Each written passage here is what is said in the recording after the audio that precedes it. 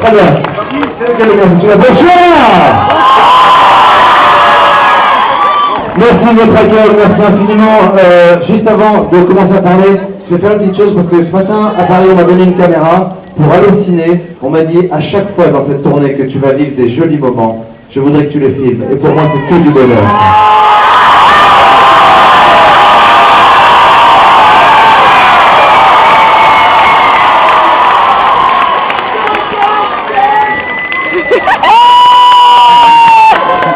Merci. Je voulais vous dire que c'est une avant-première aujourd'hui. Vous faites partie des premiers spectateurs en France à voir le film. Vous ferez partie de ceux le 18 mars qui diront leur pote, ouais, j'ai déjà vu le studio. Ouais, ça va, je connais le délire, c'est bon, je vais télécharger. Ah bon, ouais. Voilà, je sens que je suis en train de me faire taguer sur Facebook dans tous les sens. Je suis pas venu seul aujourd'hui, je suis venu accompagné par des gens qui m'ont aidé à construire ce film. J'ai eu un producteur qui a cru en moi, j'ai eu un producteur qui a 15 ans, quand il m'a vu dans une toute petite salle à Paris, il m'a dit un jour tu vas mettre en scène un film, je pensais qu'il disait n'importe quoi. Il m'a fait tourner dans des films, et plus tard ça a été celui qui nous a offert du rêve en France avec La Môme, le film sur Edith Piaf, il a été oscarisé, il est avec nous ce soir, c'est Alain Goldman que j'appelle sur le plateau.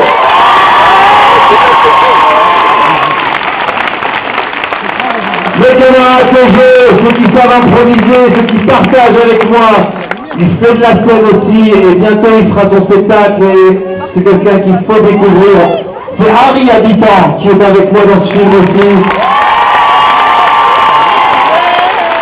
Et le jour où il sera de passage dans la région, on ne peut pas le rater. Un autre homme de scène, quelqu'un qui m'a offert de l'improvisation. Il vient d'une île lointaine, qu'est-ce que tu veux faire? Il y a des quotas. Manu Payet!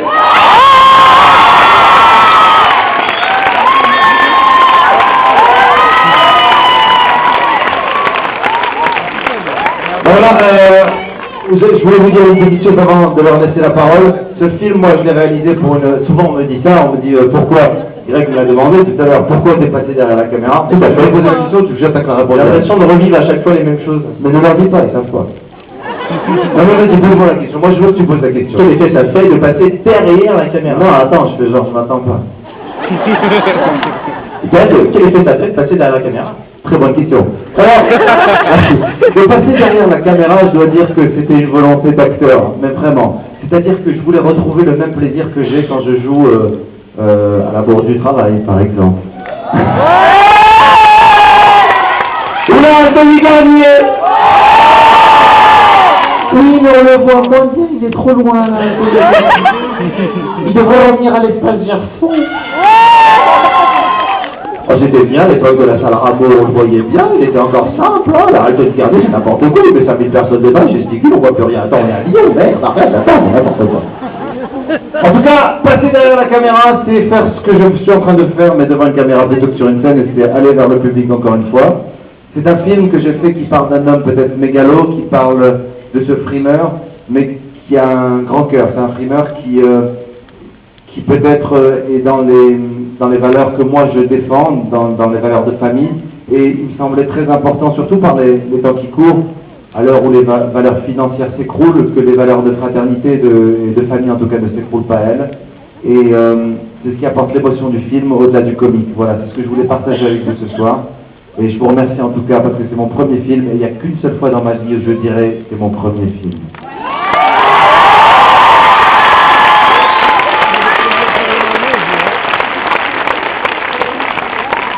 Alain Goldman. Déjà être acteur sur un film, c'est un énorme travail. Donc quand vous devez être à la fois acteur et en même temps metteur en scène, sachez qu'un metteur en scène, en général par jour, doit prendre en moyenne 400 décisions. 400 décisions, c'est-à-dire, je ne sais pas comment les gens doivent s'habiller, combien il y a de gens dans le plan, comment va se faire la déco, les meubles, les accessoires. Des milliers et des milliers de questions qui fusent comme ça pendant tout un tournage. Il a été aussi fort derrière la caméra que devant la caméra. Et puis une autre chose qui est très très rare, c'est que souvent on voit des artistes et quand ils sont dans le rapport avec le public, ils donnent ce qu'ils ont de meilleur et parfois dans la vie de tous les jours, il reste plus grand chose. Gad est l'exception. Quand il est avec vous, celui que vous percevez comme artiste, j'ai la chance de pouvoir vous témoigner que c'est la même personne dans la vie. Il est un ami, Il est un fils, un frère modèle, voilà. Bravo.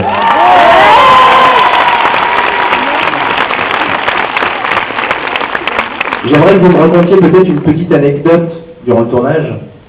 Non. L'anecdote dans le tournage, Manu Payet, je vais te laisser. Ah ben on a la même anecdote, on a exactement attrapé un fou rire de 7 heures sur une scène que vous allez voir, une scène qui se déroule dans un spa, et au bout de 7 heures, non, il n'y a pas le fou rire dans la scène, non, on l'a enlevé, et il s'est énervé un peu contre nous, et jusqu'au moment où il nous a dit, bon c'est pas grave, on la fait pas cette scène. Et là on a dit, non, ok d'accord, c'est bon, on se calme, c'est bon. Il s'est énervé contre nous, mais c'est surtout qu'il s'est pas énervé genre dans un coin, il s'est énervé contre nous comme si on était ses deux grands enfants de 30 ans. C'est qu'il est venu nous voir, je ferme la porte, et quand je reviens, vous êtes encore en train de vous marrer, ça va chier. Croyez-moi. Gad Elmaleh, vous l'avez jamais vu comme ça. Eh ben nous, les deux gars en France, on l'a vu comme ça. Et vous savez quoi? Ça fait peur. Et apparemment, Gad, parce que tu sais, un fou rire au cinéma, c'est la chose, c'est une folie. Quand t'es acteur, ça va. Mais quand t'es metteur en scène, il y a l'heure qui tourne, et il y a les assistants qui te disent allez, il faut finir là, il y a le producteur qui a appelé, il est 18h45, on était supposé finir à 16h12. Et toi, t'as deux mecs qui doivent sortir d'un hammam, et en train de parler comme ça, oui, monsieur Bella, et ils sortent à chaque prise comme ça. À un moment donné, tu peux pas, tu dois être responsable du truc. Mais en même temps, c'est cette magie-là et c'est cette complicité qui a fait que dans le film, il y a des choses humaines et des choses inventées. Je crois qu'on a la plus jeune... On a la plus jeune spectatrice de France qui est là. Bon, viens ma chérie, tu vas monter sur scène parce que... Voilà. Tu sais dans le film... C'est mignon. Dans le film, j'ai une petite fille dans le film qui doit avoir à peu près ton âge. T'as quel âge toi? 6 ans, exactement. Et t'as quel âge? 6 ans. Oui, non, je suis con, j'ai posé 2 fois la même question. Tu t'appelles comment? C'est ça que je voulais dire. Méline. Méline, tu fais quoi dans la vie? C'est quoi ton rêve? T'aimerais faire quoi comme métier plus tard? Je sais pas. Ouais, c'est la crise. Méline, tu veux qu'on fasse une petite photo tous les deux? Ouais. Ok. Alors, non, s'il vous plaît. Voilà, on a un photographe. Tu vois, Méline, tu vas avoir droit à ton moment de gloire. Allez.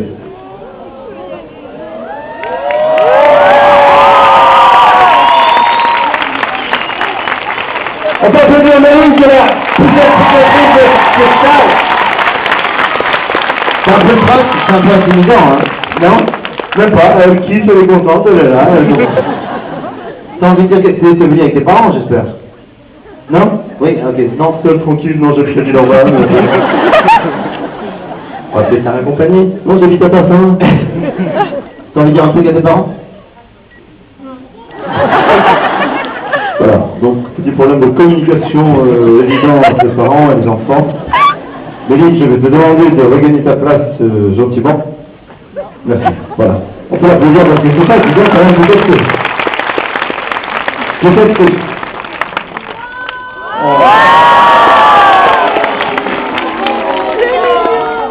Tu vois, après quand elles sont grandes, elles font plus ces trucs-là. Pas possible. Je vais même pas faire avec vous. Non, je voulais vous dire une dernière petite chose parce que c'est pas tout, mais on doit passer derrière l'écran et jouer le film. C'est-à-dire que Manu, il a tellement pas kiffé cette vanne qu'il a fait aucun signe. Manu, il était comme ça, il a dit ouais, je vais attendre là.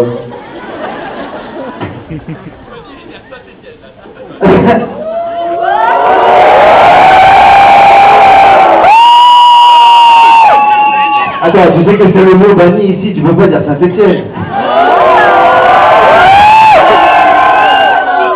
Non mais à Saint-Étienne, tu peux... Attends, à Saint-Étienne, même si tu dis le roi lion, il dit... C'est fou. C'est fou. Mon cher Nikos, vous êtes avec nous ce soir. Je vais voir un petit Nikos qui vient d'arriver. Comment ça Nikos? Oui, bonsoir, le château, la Sacré-Louis. Ça va ce soir, le gars? Alexis, alors, je joue bien là avec tout ce soir. Kamel Wally aussi est venu avec nous ce soir. Philippe Paulier, le prof de théâtre. Philippe Paulier qui a bien travaillé. Et enfin ce soir, 50 Cent qui est venu chanter le rap pour nous. On vous souhaite de passer une très belle soirée avec vous. J'ai pas l'impression que vous ayez vraiment envie de voir le film. J'ai pas l'impression. Est-ce que vous voulez voir Coco? Voilà, là c'est beaucoup plus clair. On vous souhaite un très bon film. Merci.